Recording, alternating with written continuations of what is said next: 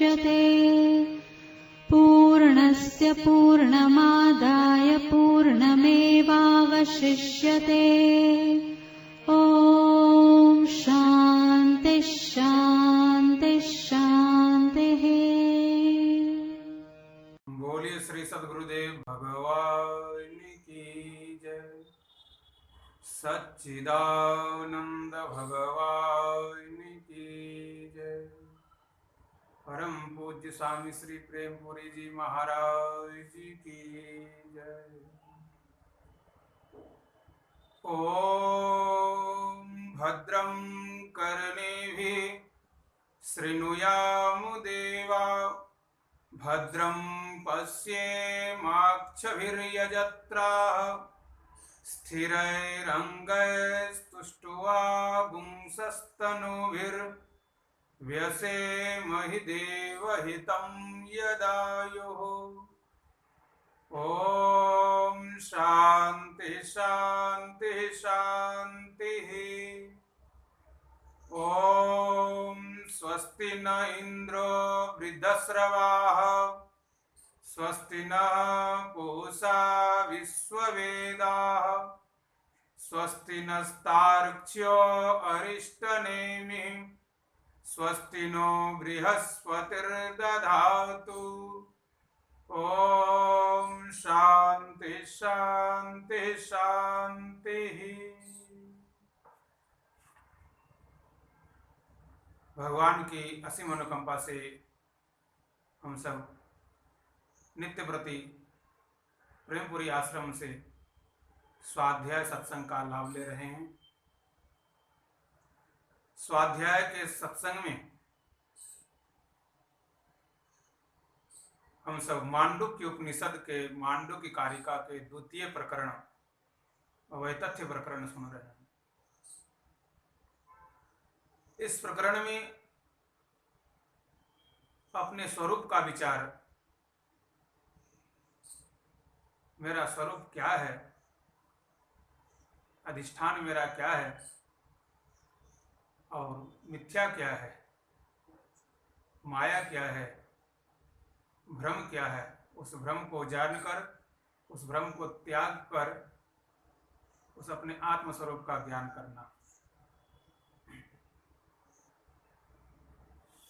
अपने आत्म स्वरूप में स्थित रहना, यह बताया। हम सब विचार कर रहे थे कि कौन क्या मानता है। एक एक करके सबका मत बताया जा रहा है। हम सब यहाँ 27वें श्लोक, द्वितीय प्रकरण के 27वें श्लोक में विचार कर रहे थे। लोकान लोकविदः प्राहुराश्रमा इति तद्विदः स्त्री पुण्य पुंसकम लैंगा परापर मथा परे। इसके ऊपर विचार कर रहे थे। पूर्व में हम सब ने विचार किया था इसमें। लोकान लोकविदः प्राहु, प्राहु तो कहते हैं लोकविदः, लोक को मानने वाला। तो लोक को मानने वाला लौकिक, कहता कि लौकिक जो कुछ दिखाई देता है इस लोक में, जो कुछ सुनाई देता है, जिसका हम अनुभव करते हैं, वही सब कुछ है, ऐसा मान लेना चाहिए। और यही हम मानते हैं। जिसको हमने देखा नहीं, जिसको हमने जाना नहीं, तो उसको हम कैसे माने। कई लोग यह कहते हैं कि ईश्वर को किसने देखा, उस आत्मा को किसने देखा जो हम उसको माने, उस ब्रह्म को किसने देखा। अरे यही ब्रह्म है, यही ईश्वर है, जो दिख रहा है यह ईश्वर है। तो जो दिख रहा है यह ईश्वर है, तो इस लोक में लौकिक वस्तु हमें दिखता है, लौकिक व्यक्ति को हम देखते हैं और लौकिक व्यवहार करते हैं। और लौकिक वस्तु व्यक्ति को हम देख करके इसे जो हम मानते हैं, यह कहता है सबसे पहले इसका जो व्यवहार होता है यह इंद्रियों के माध्यम से। इसको हम मन से स्वीकार करते हैं, अनुकूलता और प्रतिकूलता। अनुकूल हुआ, अच्छा लगा, हम उसे स्वीकार कर लिए, प्रतिकूल हुआ उसको हम त्याग दिए। लौकिक रूप में हमने किसी को ईश्वर मान लिया, लोक में किसी को हमने श्रेष्ठ मान लिया, यह हमारे लिए ईश्वर है। कई लोग ऐसा कहता है कि मेरे लिए माता पिता ही ईश्वर है, क्योंकि इन्होंने ही मुझे जन्म दिया, इन्होंने मुझे पालन पोषण किया और यही हमारे लिए सब कुछ है। इस तरह से मान लेते हैं।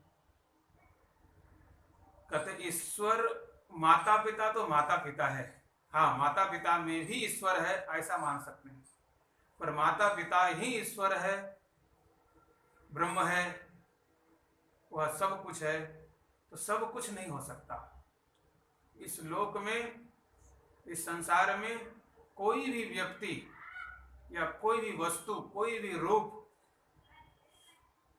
कोई भी लौकिक तत्व वह पूर्ण रूप से ईश्वर के रूप में उसकी स्थापना हम नहीं कर सकते। क्यों नहीं कर सकते?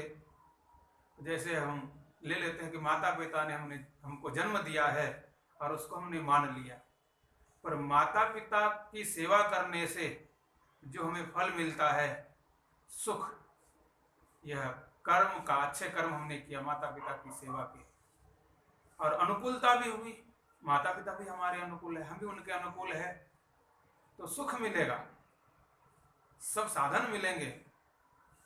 पर यह नहीं है कि वह उनके अंदर सर्व सामर्थ्य, उनके अंदर जितना भी गुण है, माता पिता के अंदर जितना गुण है, वह गुण हमारे अंदर आ जाएगा।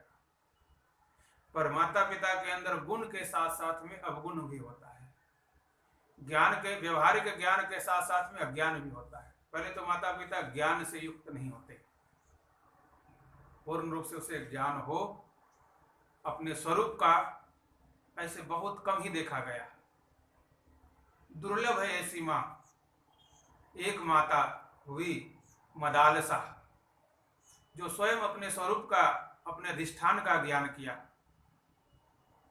माता मदालसा ने, और वह अपने पुत्रों को भी वह ब्रह्म का उपदेश दिया, शुद्ध स्वरूप का उपदेश दिया। उन्होंने अपनी माता, जैसे पुत्र जन्म लिया, होश संभाले, बोलने लगे, चलने लगे, तो उनको उपदेश दिया, शुद्धोसी बुद्धोसी निरंजनोसी संसार माया परिवर्जितोसी संसार स्वप्नम त्यज मोह निद्राम मदालसा वाक्यम उवाच पुत्रम। मदालसा वाक्यम उवाच पुत्रम, अपने पुत्रों को माता मदालसा ने उपदेश दिया कि शुद्धों से तुम शुद्ध हो, बुद्धों से तुम बुद्ध हो, मुक्त स्वरूप हो।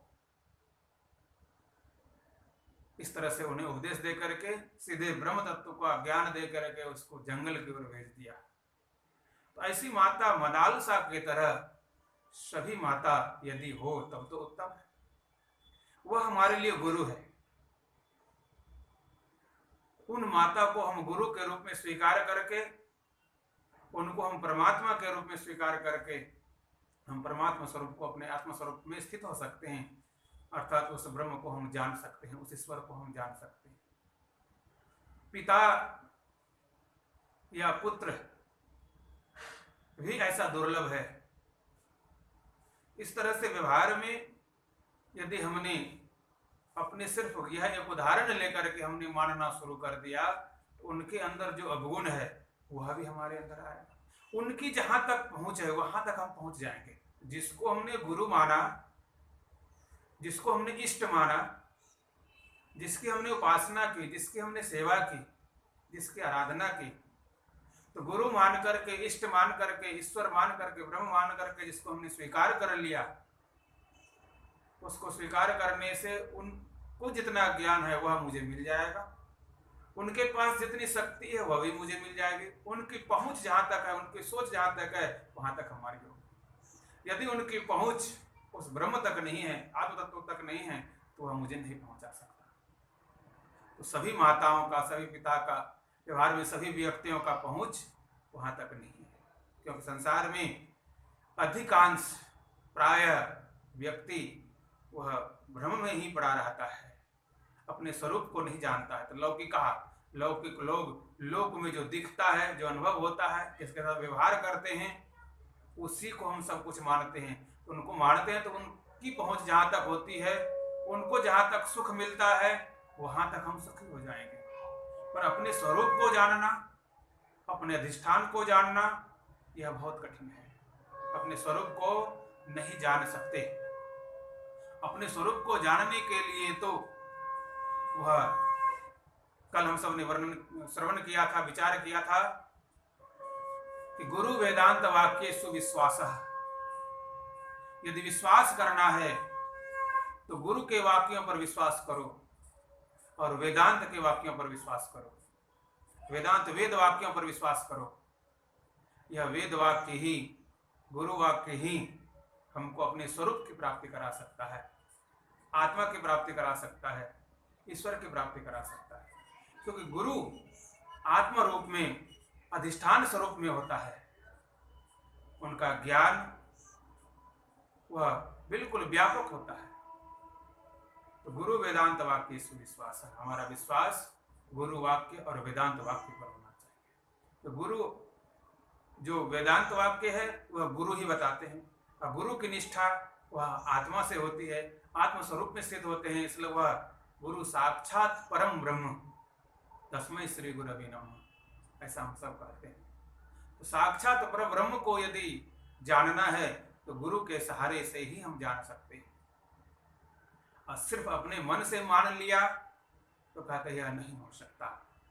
लौकिक में मानने वाले लौकिक सुख प्राप्त होगा, लोक को मानने वाले लोक का सुख प्राप्त होगा, और गुरु को और वेदांत को मानने वाले वह आत्म तत्व का अपने स्वरूप की प्राप्ति होगी, अर्थात नित्य सुख की प्राप्ति होगी। इसलिए इससे भी हम लौकिक सुख से, लौकिक विचार से, लौकिक मान्यता से हम अपने आप को आगे बढ़ाएं। आगे कहा आश्रमा इति तद्विदः, आश्रम को मानने वाला। आश्रम क्या है? आश्रमविद, आश्रम के ज्ञाता। तो आश्रम है ब्रह्मचर्य, गिरस्थ, वानप्रस्थ और संन्यास। मुख्य रूप से पहला यही आश्रम, 4 आश्रम। सबसे पहले हम सब जब जन्म लेते हैं, होश संभालते हैं, तो माता पिता जब 5 वर्ष 7 वर्ष की अवस्था हो जाती है तो गुरु को सौंप दिया जाता है। हे गुरुदेव, अब हमारे इस बालक को आप ज्ञान दे करके युक्त कर दीजिए, ज्ञान से परिपूर्ण कर दीजिए, और जब ज्ञान से परिपूर्ण हो जाएगा तो फिर मुझे आप सौंप दीजिए। तो माता पिता अपने पुत्रों को ले जाकर गुरुकुल में देते हैं और गुरु उसे स्वीकार करते हैं। गुरु उसे मंत्र दे करके अपना शिष्य बना करके उसे उपदेश देते हैं, ज्ञान देते हैं, व्यवहारिक ज्ञान भी देते हैं, लौकिक ज्ञान भी देते हैं, और अंत में यह वैदिक ज्ञान, ब्रह्म ज्ञान देते हैं, आत्मज्ञान देते हैं। वह ब्रह्मचारी यदि 12 वर्ष तक कम से कम गुरुकुल में वास करके गुरु की सेवा करके यदि वह रहता है, स्थित होता है, तो वह ज्ञान प्राप्त करके पुनः जब गृहस्थ जीवन को धारण करता है तो एक आश्रम से दूसरे आश्रम में प्रवेश करता है। ब्रह्मचर्य से गृहस्थ आश्रम में प्रवेश किया, 20 वर्ष से 25 वर्ष की उम्र में गृहस्थ जीवन को धारण कर लेता है। तो गुरु के समीप 12 वर्ष रह करके ज्ञान प्राप्त किया है, तो गृहस्थ जीवन में आकर के वह बंधन में नहीं फंसेगा, उसे आसक्ति नहीं होगी। और यदि गुरु की सेवा नहीं की, गुरु से वह ज्ञान प्राप्त नहीं किया, तो स्वाभाविक रूप में गृहस्थ आश्रम में रह करके वह व्यक्ति गृहस्थ से युक्त हो जाता है और बंधन में पड़ जाता है। उसे ईश्वर तत्व का ज्ञान, ब्रह्म तत्व का ज्ञान, आत्म तत्व का ज्ञान नहीं होता। तो यह पूर्व परंपरा ब्रह्मचर्य से गृहस्थ में जाना यह था, अतः गृहस्थ आश्रम में प्रवेश करना। गृहस्थ आश्रम की व्यवस्था 50 वर्ष तक की आयु की बताई गई। 50 वर्ष की आयु पूरी हो जाए तो उस समय भी गृहस्थ आश्रम को त्याग दो, क्योंकि गुरु ने उपदेश दिया था कि बेटा अंत में तुम्हें अपने स्वरूप में स्थित होना है। यह व्यवहारिक जगत है, लौकिक जगत है, यहाँ से तुम्हें अपने लक्ष्य को प्राप्त करना है। संसार में जो मनुष्य का शरीर धारण किया है, यह अपने स्वरूप की प्राप्ति के लिए, आत्मनिष्ठ होने के लिए, ब्रह्मनिष्ठ होने के लिए। तो 50 वर्ष की उम्र के बाद वानप्रस्थ आश्रम में प्रवेश करते हैं। और वानप्रस्थ आश्रम में प्रवेश कर वहां पर हम जो गुरु से उपदेश ग्रहण किए थे उसका चिंतन करने के लिए हम जंगल में एकांतवास करते हैं, ध्यान करते हैं, तपस्या करते हैं, सत्संग सुनते हैं, स्वाध्याय का लाभ लेते हैं। और 75 वर्ष से ऊपर की आयु यदि हो गई तो कहते हैं उसे संन्यास ले लेना चाहिए। फिर वह संन्यास लेकर के बिल्कुल आत्मनिष्ठ हो जाते हैं। इस तरह से यह 4 आश्रम बताया गया। तो ब्रह्मचर्य, गृहस्थ, वानप्रस्थ और संन्यास। आजकल गृहस्थ आश्रम में जो बालक जन्म लेता है तो माता पिता गुरुकुल नहीं भेजते। अब तो गुरुकुल भी बहुत कम दिखता है।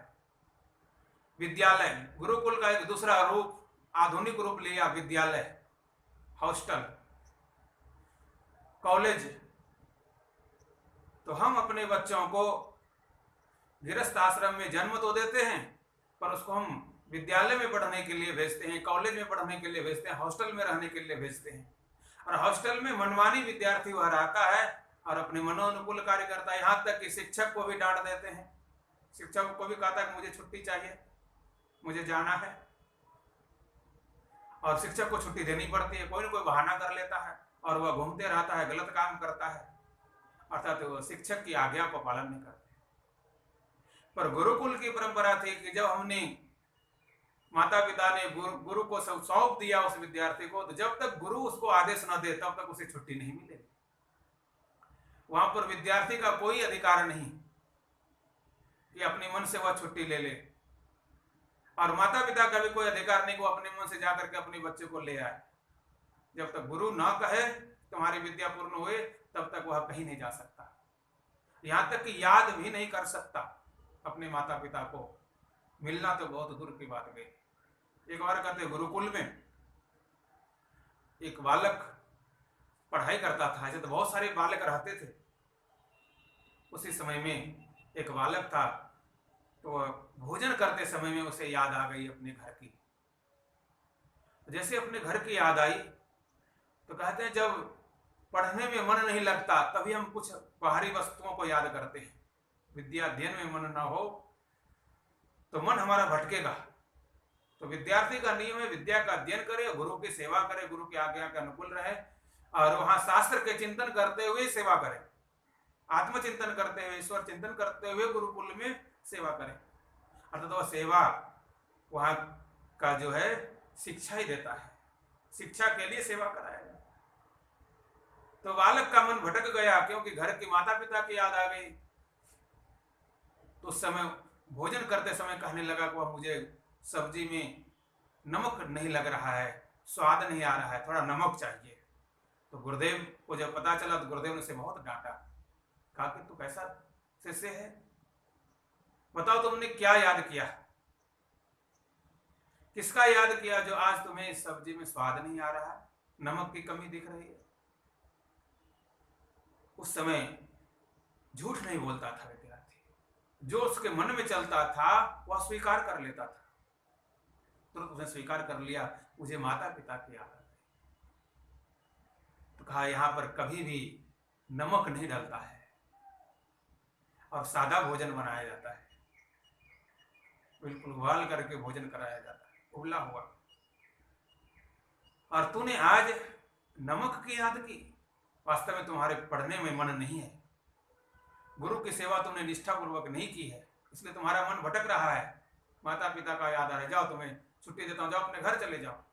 तुरंत वह विद्यार्थी ने अपनी गलती को स्वीकार किया, गुरुदेव मुझे क्षमा कर दीजिए, अब मैं कभी भी याद नहीं करूंगा और मन लगा करके पढ़ूंगा, क्योंकि घर चले जाएंगे तो माता पिता डांटेंगे तुम कैसे आ गया बीच में।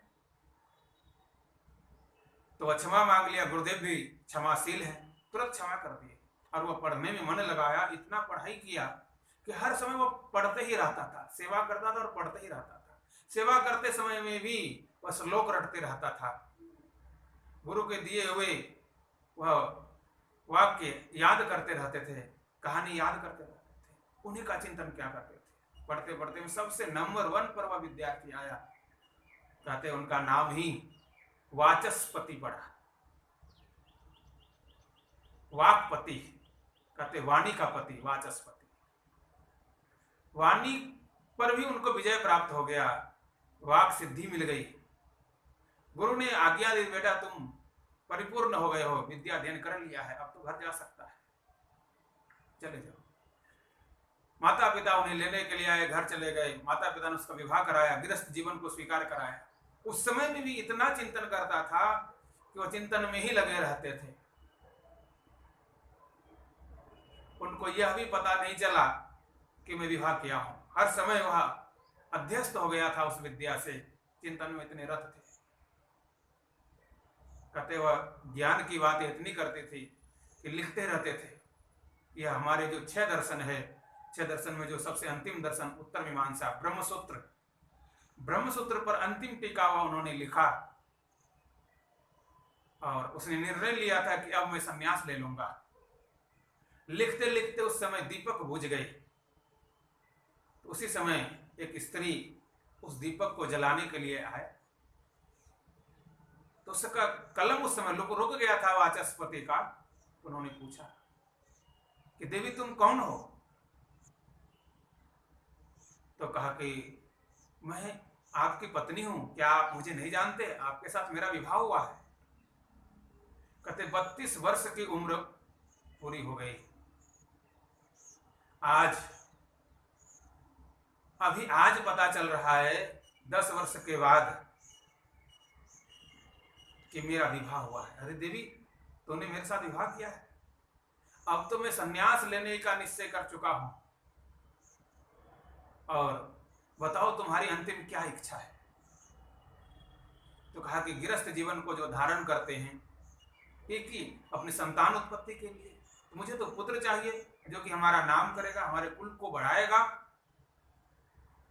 कुल का रोशन करेगा, वंश की परंपरा आगे बढ़ेगी, वही चाहिए। कहा कि देवी यह तो नहीं हो सकता, क्योंकि मैंने संकल्प ले लिया हूं संन्यास का, और संकल्प मात्र से इस संन्यास का जीवन हम बिताएंगे, क्योंकि मन ही सब कुछ होता है, मन से हमने संकल्प ले लिया है। अब क्या कहना था? तो कहा कि मेरा फिर कैसे क्या होगा? तो कहा कि चिंता मत करो, जो पुत्र वंश की वृद्धि करता है, नाम करता है, 1 पीढ़ी 2 पीढ़ी 4 पीढ़ी तक रहता है, 5 पीढ़ी तक रहता है, उसके बाद तो लोग भूल जाते हैं कौन था और क्या था, तो उस पीढ़ी में आने वाले कई लोग होते हैं। पर तुम्हारा नाम मैं अमर कर देता हूं, कई पीढ़ियों तक के संसार में जब तक ज्ञानी पुरुष रहेंगे, वक्त रहेंगे, ज्ञान ग्रहण करते रहेंगे, तब तक तुम्हारा नाम चलता रहेगा, शास्त्र अध्ययन करेंगे तुम्हारा नाम चलता रहेगा। तो कहा कि वह कैसे हो सकता? बोला यह जो हमारा दर्शन शास्त्र है, ब्रह्मसूत्र है, इसके ऊपर मैं टीका लिख रहा हूं, यह टीका तुम्हारे नाम से कर देता हूं, तो जो भी इसे पढ़ेगा, अध्ययन करेगा, उस समय तुम्हारा नाम अवश्य आ जाएगा। इसलिए उस समय वाचस्पति ने अपनी पत्नी के नाम से वह ब्रह्मसूत्र की टीका कर दी, जो हमारे दर्शन शास्त्र में सबसे उत्तम और अंतिम दर्शन शास्त्र है भगवान के दर्शन के लिए। ब्रह्मसूत्र या भामती टीका के नाम से ब्रह्मसूत्र के ऊपर प्रसिद्ध है। शंकर भाष्य के ऊपर यह भामती टीका जो वाचस्पति के द्वारा लिखा गया है, अपने नाम से कर दिया, पत्नी के नाम से। और आज भी उस टीका को जो पढ़ते हैं ज्ञानी पुरुष, उनके नाम को जानते हैं, वह रोशन हो गया। तो इस तरह से कहने का मतलब है कि पहले के विद्यार्थी गुरुकुल में रह करके विद्या अध्ययन इतना करते थे कि वह आत्मनिष्ठ हो जाते थे। पर यह परंपरा बहुत कम, गुरु में निष्ठा रखना, आश्रम में निष्ठा रखना और वह आगे की ओर बढ़ना बहुत कम ही देखा जाता है। तो आश्रम निष्ठ, चलो ठीक है, फिर भी यह आश्रम को हम मानते हैं, तो कहते आश्रम सब कुछ है या नहीं? हम जिस आश्रम में रहते हैं उस आश्रम में आश्रमी अनुकूल जीवन जी करके और फिर हम आगे की ओर बढ़ें। पहले आश्रमविद हम कह देते हैं कि हम जिस आश्रम में हैं उस आश्रम में बहुत श्रेष्ठ है। कई लोग गृहस्थ में ही रहते हैं, अधिकतर प्रायः लोग गृहस्थ जीवन में जीते हैं, गृहस्थ में ही रहते हैं। ब्रह्मचर्य आश्रम में तो जाने वाले ही कम दिखते हैं, क्योंकि ब्रह्मचर्य आश्रम अर्थात गुरुकुल के साथ, गुरु जी के साथ में यह भी बहुत कम दिखता है। वानप्रस्थ भी कम दिखता है, अर्थात सब कुछ त्याग करके भगवान का भजन करना, यह भी कम। और संन्यास आश्रम, संन्यास आश्रम में अर्थात 50 वर्ष के उम्र होने के बाद घर का त्याग करने की इच्छा यह बहुत कम ही होते हैं। ये तो किसी कारणवश लोग घर त्याग कर देते हैं, पर वास्तव में त्याग पूर्वक कि हमें घर का त्याग करना चाहिए। जैसे राजा भरत ने किया, ऋषभ देव जी ने किया, उनके पुत्र भरत ने किया, इस तरह से बहुत से राजाओं ने भी किया। पर क्या आजकल के राजा इस तरह से क्या 50 वर्ष उम्र होने के बाद अपने घर का त्याग करते हैं, अपने राजपाट का त्याग करते हैं? नहीं त्याग करते। जब राजा ही नहीं त्याग करते हैं तो प्रजा कहां से त्याग करेगी? प्रजा भी अपने घर में बुढ़ापे अवस्था तक, चाहे वह दुख मिले चाहे सुख मिले, चाहे अनुकूलता हो या प्रतिकूलता हो, उसी में जीते रहते हैं, उसी में लगे रहते हैं और कहते हैं यह लोक सुखदायक है, यह जीवन सुखदायक है, हमने बहुत अच्छा काम किया है, घर बनाया है, पुत्र पैदा किया है, उसको भी पढ़ा लिखा करके हमने नौकरी लगा दिया है, सब कुछ हो गया। तो यह नौकरी लगा देना, धन संपत्ति को इकट्ठा कर देना, गाड़ी घोड़ा खरीद देना, व्यवस्थित कर देना, जीवन को व्यवस्थित कर देना और अपने जीवन व्यवस्थित पूर्वक अंतिम समय तक सांस लेते लेते जीना घर में, तो कहते यह शास्त्र का धर्म नहीं है। शास्त्र का धर्म है त्याग पूर्वक जीवन जीना, त्याग से शांति मिलती है। क्या हमने त्याग किया? तो वास्तव में यह गृहस्थ जीवन में रह करके गृहस्थ धर्म का भी हम पालन नहीं कर पाते। गृहस्थ का जो धर्म है पालन करना बहुत कठिन होता है। गृहस्थ जीवन में बहुत गृहस्थ धर्म का पालन करने की प्रथा बताई, और गृहस्थ धर्म में और भी परंपरा है। इसमें जाति विभाग किया गया है गृहस्थ आश्रम में, ब्राह्मण, क्षत्रिय, वैश्य और शूद्र, 4 प्रकार के। तो गृहस्थ जीवन में हम जीते हैं तो ब्राह्मण यदि हम है तो ब्राह्मण के जो कर्म है वह हमें करना चाहिए। अध्ययन करना, अध्ययन कराना अर्थात पढ़ना पढ़ाना, यज्ञ करना, यज्ञ कराना, दान लेना और दान देना, यह मुख्य 6 कर्म है। तो ब्राह्मण कुल में यदि हमने जन्म लिया तो सबसे पहले हमारा काम है अध्ययन करना, जनेऊ संस्कार करके गुरु के समीप जाना ही जाना है और अध्ययन करना है। अध्ययन करके फिर अध्ययन कराना, पढ़ाना। यदि हम पढ़ करके पढ़ाया नहीं है, अध्ययन करके अध्ययन नहीं कराया है, तो हमारा ब्राह्मणत्व तो पूर्ण नहीं हुआ, अधूरा रह गया। हमने ज्ञान लेकर के ज्ञान नहीं दिया है तो हमारे अंदर में कमी रह गई। सिर्फ ज्ञान लेकर के अपना जीवन चलाने लग गए, भरण पोषण करने लग गए, तो ब्राह्मणत्व की पूर्णता नहीं हुई, अर्थात हम ब्रह्म तत्व को प्राप्त नहीं कर सकते। क्योंकि उस तत्व को हम जब तक ज्ञान लेकर के ज्ञान नहीं देंगे और व्यवहारिक जीवन जीने लगेंगे तो व्यवहार में पुनः फंस जाएंगे। और यज्ञ करना भी अपने के लिए यज्ञ करना, यहां तक तो लोग संध्या वंदन भी छोड़ देते हैं।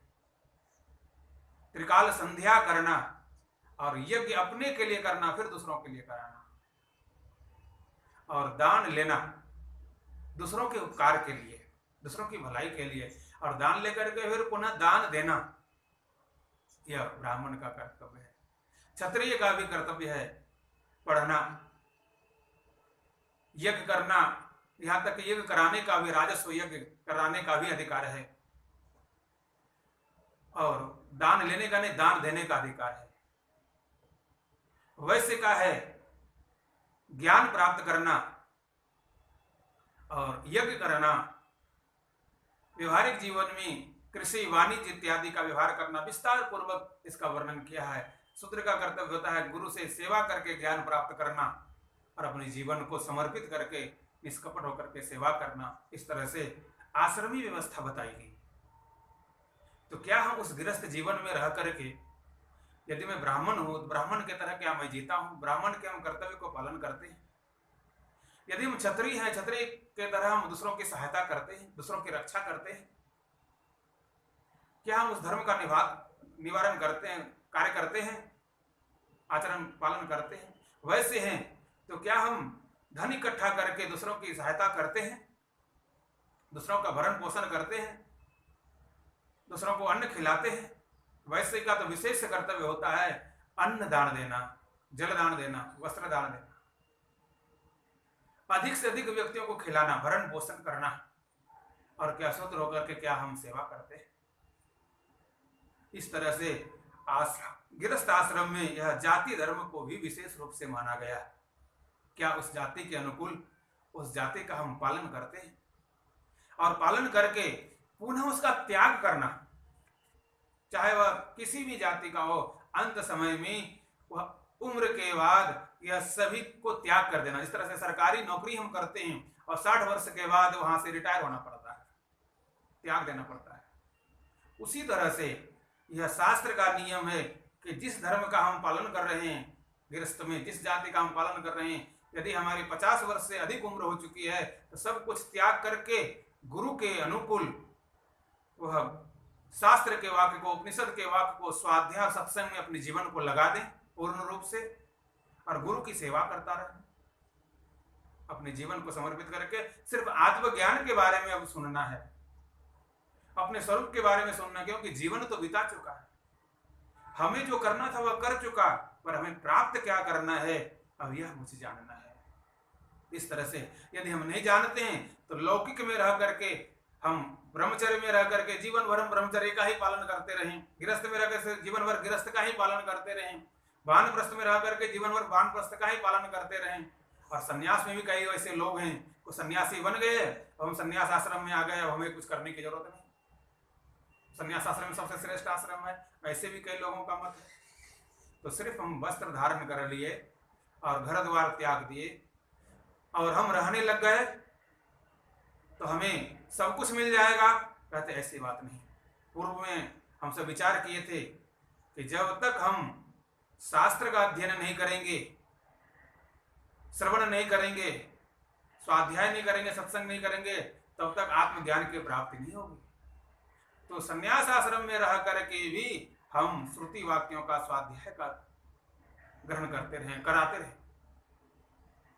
कहते श्रोतव्य श्रुति वाक्येभ्य मंतव्यस्योपत्ति भी मत्वा च सत्यम ध्येयम एते दर्शन हितवा। अपने स्वरूप का दर्शन आत्मदर्शन का साधन है श्रुति वाक्य में श्रोतव्य, श्रुति वाक्यों का श्रवण करते रहे। सबसे पहले भी बताया, श्रुति वाक्यों का श्रवण करते रहे, यह दर्शन का सबसे बड़ा साधन है। तो हम किसी भी आश्रम में रहें और हमारा लक्ष्य क्या है, आत्म स्वरूप की प्राप्ति। अपने स्वरूप को न भूलें, अपने स्वरूप में स्थित होकर के संसार के कार्य को करते रहें, तब हम इस लौकिक कार्य से ऊपर उठ सकते हैं। और यदि हम सिर्फ लोक में ही जो सुख मिलने लग गया उसी में हम फंस गए और यही सब कुछ है, ऐसा यदि हम मानने लगे तो एक चींटी भी जो है वह भी अपने शरीर में रह करके वह सुख जब प्राप्त करता है तो भी कहता हमको बहुत सुख मिल रहा है, मैं भी शरीर को त्याग नहीं करूंगा। कुत्ता भी वह सुख पाता है और वह भी कहता है कि मैं इस शरीर को त्याग नहीं करूंगा, मेरे लिए यही अच्छा है। गधा, घोड़ा, कीड़े मकोड़े, संसार में जो भी प्राणी है जिस शरीर में है, जिस अवस्था में है, उसको वही सुख मिलता है और वही सोचता है कि यही सब कुछ है, हमें जो मिल रहा है ये बहुत अच्छा है, इसका मैं त्याग न करूं और ये हमसे छूटे नहीं, मैं से छोड़ू नहीं। तो क्या उसके लिए वह शरीर, चींटी का शरीर, कीड़े मकोड़े का शरीर या कुत्ता का शरीर अनुकूल है? आप अपने मनुष्य के शरीर से विचार करते हैं, चींटी बनना पसंद नहीं करेंगे, कुत्ता बनना पसंद नहीं करेंगे, गधा बनना पसंद नहीं करेंगे, घोड़ा बनना, पशु पक्षी, कीड़े मकोड़े बनना पसंद नहीं करेंगे। लेकिन जब हम वहां पहुंच जाते हैं तो वही सब कुछ अच्छा है। उधर तो छोड़ो, मनुष्य के शरीर में भी पहले हम सबने विचार किया था, जब बाल्यावस्था में रहते हैं तो लगता है कि यही सब कुछ है, युवावस्था में, जवानी अवस्था में रहते हैं तो लगता है कि यही सब कुछ है, और वृद्धावस्था में पहुंच जाते हैं तो लगता है कि यही सब कुछ है। तो लोक में यदि लौकिकता को लेकर के और आश्रम, जिस आश्रम में हम रह रहे हैं यह सब कुछ है, हम जहाँ जी रहे हैं यही बहुत अच्छा है, मेरा बेटा है, मेरी बेटी है, पोता है, पोती है, पत्नी है, पूरा घर परिवार भरा पड़ा है, सब सुख है। कहते यह सुख यह शरीर छूटते ही समाप्त हो जाएगा। शरीर का त्याग तो एक ना एक दिन करना पड़ेगा। तो यह जो हम ब्रह्मचर्य आश्रम में हो, चाहे गृहस्थ आश्रम में, पूरा ब्रह्मचर्य में ही पूरा जीवन बिता दिया या गृहस्थ में ही पूरा जीवन बिता दिया या वानप्रस्थ में पूरा जीवन बिता दिया या अंतिम आश्रम संन्यास आश्रम में पूरा जीवन बिता दिया, इस आश्रम में ही जीवन बिता करके अंत में क्या होता है, इस शरीर का त्याग करना पड़ता है, यह शरीर छूटता है। जब शरीर छूट जाएगा तब फिर हमारी क्या स्थिति होगी, तब हम किस तत्व को प्राप्त करेंगे और कहां जाएंगे, क्या हमने कभी विचार किया? तो यह आश्रम ही सब कुछ है, चाहे संन्यास आश्रम में ही क्यों न हो।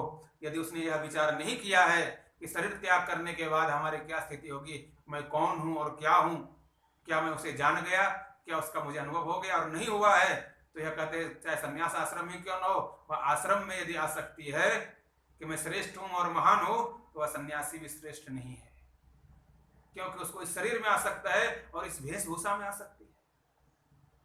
तो वेशभूषा में आसक्त होकर के और आश्रम में आसक्त होकर के वह अंतिम लक्ष्य को प्राप्त नहीं कर सकता। यह तो हमारा एक भ्रम है, क्योंकि वैतथ्य प्रकरण चल रहा है। यहाँ पर क्या भ्रम है? हम जो मान रहे हैं, जो जान रहे हैं, जो अनुभव कर रहे हैं, जहाँ जी रहे हैं, यह वास्तव में भ्रम है। इससे हमें आगे बढ़ना पड़ेगा अपने तत्व को, अपने स्वरूप को जानने के लिए। आगे की मान्यता बताते हैं, स्त्री पुन नपुंसकम लैंगा। व्याकरणाचार्य, व्याकरण को मानने वाले, वह शब्द को ही श्रेष्ठ मानता है कि शब्द ही सब कुछ है। शब्द में स्त्रीलिंग, पुल्लिंग और नपुंसक लिंग 3 तरह के शब्द आते हैं। तो शब्द ही है। स्त्रीलिंग शब्द का प्रयोग करो स्त्री के लिए, पुल्लिंग शब्द प्रयोग करो पुल्लिंग करिए, और नपुंसक लिंग के लिए नपुंसक का प्रयोग, शब्द का प्रयोग करो। शब्द के प्रयोग, शब्द से ही हमको अच्छे बोलेंगे, अच्छा शब्द का प्रयोग करेंगे, सुख मिलने लगेगा। बुरा शब्द का प्रयोग करेंगे, दुख मिलेगा। इसलिए विचार पूर्वक अच्छे शब्द का प्रयोग करें, और शब्द ही सब कुछ है, ऐसा व्याकरण मानते हैं। व्याकरण में तो शब्द को नित्य भी मान लेते हैं कि शब्द नित्य है। पर यह विचार करें सबसे पहले कि यहाँ पर सब व्याकरण में 3 लिंग बताया, स्त्री पुन नपुंसकम लैंगा। 27 नंबर के अंतिम वाले पंक्ति में, श्लोक में है, स्त्री पुन नपुंसकम लैंगा। स्त्रीलिंग, पुल्लिंग और नपुंसक लिंग 3 लिंग को मांगते हैं। तो क्या ईश्वर 3 है? यह तो संभव ही नहीं।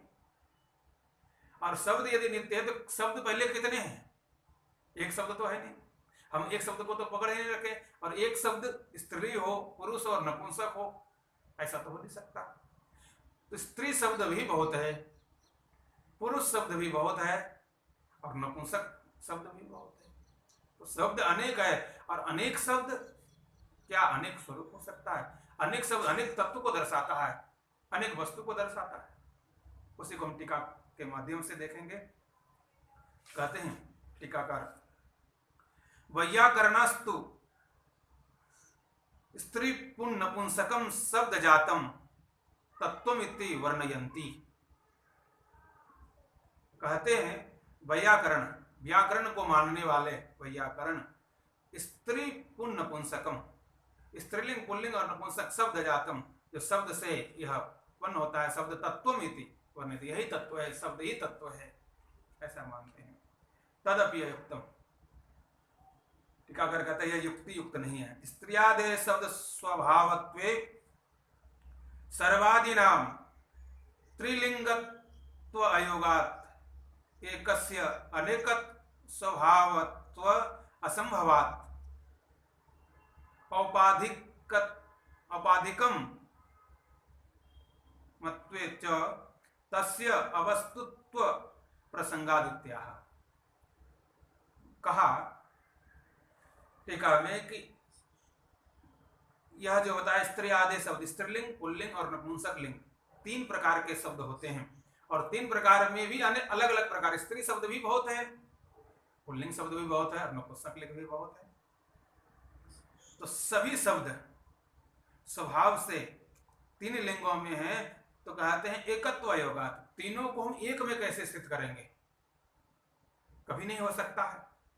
स्त्रीलिंग का शब्द स्त्री में स्थित होगा, पुल्लिंग शब्द पुरुष में स्थित होगा, और नपुंसक लिंग नपुंसक में होगा, और शब्द अनेक है, एक तो है नहीं। यह तो असंभव हो जाएगा अनेकत्व को एक में स्थापित करना। इसलिए यह वास्तव में तत्व नहीं है।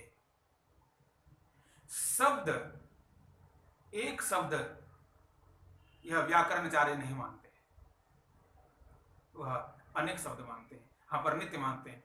कहते हैं एक हम जो बोलते हैं, व्याकरणाचार्य कैसा मानते हैं? जैसे हमने एक शब्द बोला, अभी एक शब्द का उच्चारण किया, तो ये एक शब्द से भी अनेक शब्द की उत्पत्ति होती है। हमने जैसे बोला राम, तो यह राम जो बोला, यदि हम एक शब्द ही रहे तो फिर सामने वाला व्यक्ति एक ही व्यक्ति सुनेगा, एक सुनेगा फिर दूसरा नहीं सुनेगा। हमने एक ही बोला, एक को मिल गया, दूसरे को नहीं मिलना चाहिए। पर क्या होता है, जितने भी व्यक्ति बैठे रहता है या यंत्र के माध्यम से दूर दराज में भी बैठे रहते हैं, आज का तो कई यंत्र का साधन हो गया, मोबाइल का साधन, टीवी का साधन, तो कहीं से भी बोला जाता है। तो एक नहीं, जितने लोग उस यंत्र के माध्यम से श्रवण कर रहे हैं सबको सुनाई देता है, सबको सुनते हैं। तो बोलने वाला व्यक्ति एक है और उन्होंने एक शब्द का उच्चारण किया और सुनने वाले अनेक, और सबको उस शब्द को सुना। तो एक ही शब्द है तो एक व्यक्ति के पास जाना चाहिए, दूसरे के पास नहीं जाना चाहिए। तो इससे यह हुआ, उन्होंने निर्णय किया कि एक शब्द से अनेक शब्द की उत्पत्ति होती है।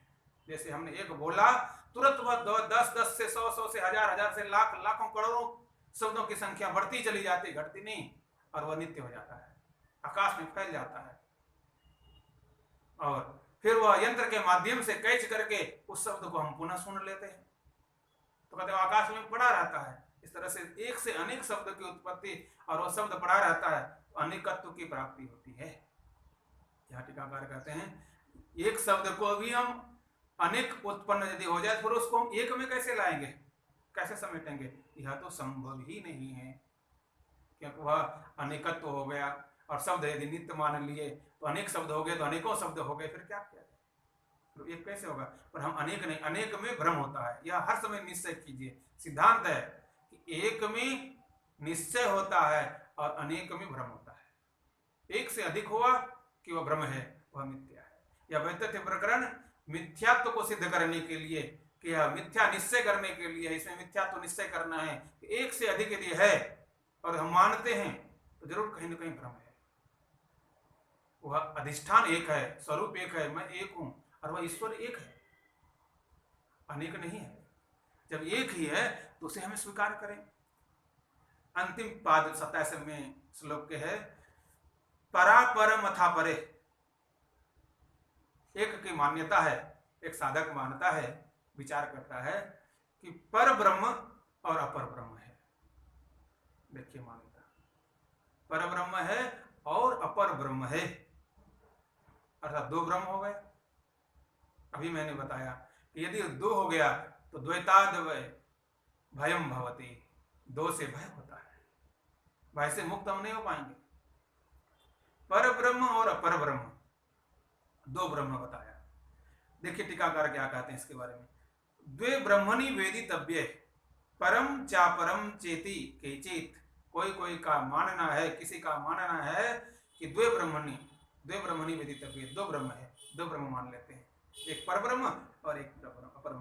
कहते टीकाकार तच्च न, यह बिल्कुल सत्य नहीं है, दो ब्रह्म नहीं हो सकता। ब्रह्म यदि दो होगा, घर में ही यदि दो मालिक हो जाता है, घर को चलाने वाला, तो उसका घर बिगड़ने लगता है। एक मालिक ने कुछ कह दिया, वो करने लगा, दूसरा मालिक ने कह दिया ऐसा नहीं ऐसा करो, तो और काम बिगड़ जाता है।